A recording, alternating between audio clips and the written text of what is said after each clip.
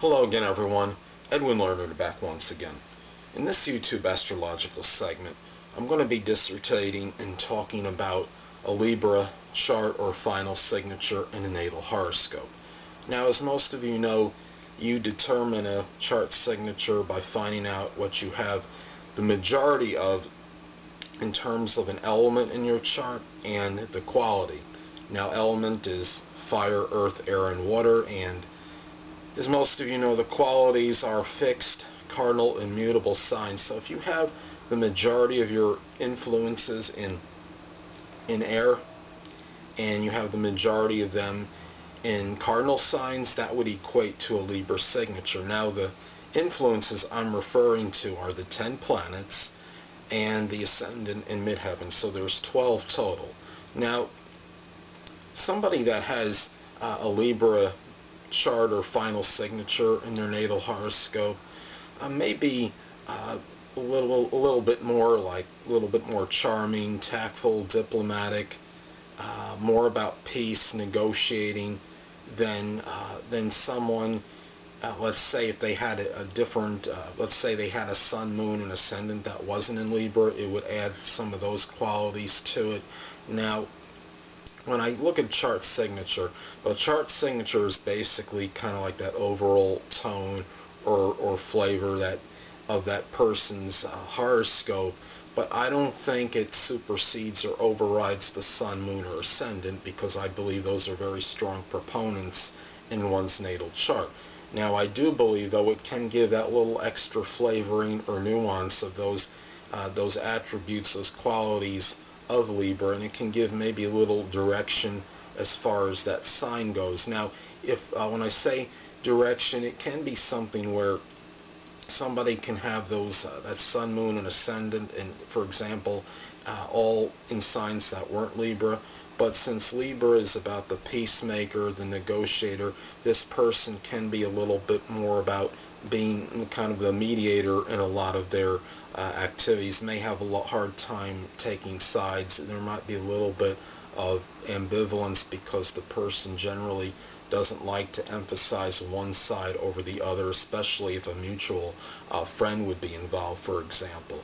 Now, if somebody were to say have Libra in their sun, moon, or ascendant, this could further accentuate or reinforce Libra characteristics. It might give them a stronger Libra influence than would otherwise be indicated, because not only would they have it in their final or chart signature, they also would have it in one of those main proponents that I talked about before, the sun, moon, or ascendant. Now, this could be another example. Can be if somebody were to have, say, they don't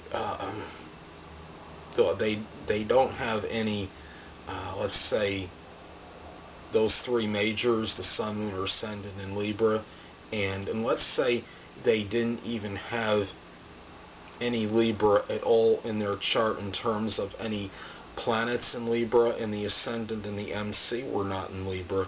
Well, it's possible to have a Libra final or chart signature without having anything in Libra, because you could have, say, a number of planets in air. Say the person might have 6 planets in Gemini and Aquarius, but none in Libra. But let's say they had the majority of their element in cardinal.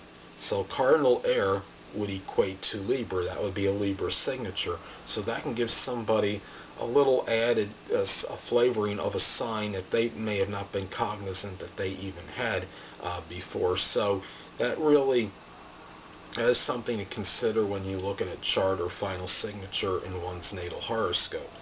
Now, a lot of times when somebody has, or really in many, and I would say in all instances, or at least many, when somebody has a final signature, the traits of that sign or attributes are ones that the person may need to feel some improvement upon. So even if somebody had a number of planets in Libra or influences, including the ascendant or ascendant or midheaven as well, this could be a person that may feel they need to work on their tact, their diplomacy, their peacemaking ability, perhaps